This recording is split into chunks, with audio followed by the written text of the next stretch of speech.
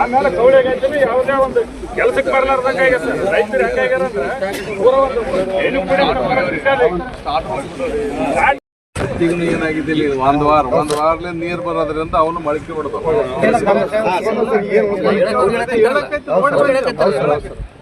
ಕೇಳಕತ್ತಿನಲ್ಲ 2 ಲಕ್ಷ ಮ್ಯಾಗ ಹೆಕ್ಟರ್ ನೀವು ಹತ್ತಿ ಬೆಳೆದ್ರಿ. ವಾಸತ್ತಿಕಿನ 1 ಲಕ್ಷ ಹೆಚ್ಚಿಗೆ ಆಗ್ಯದ.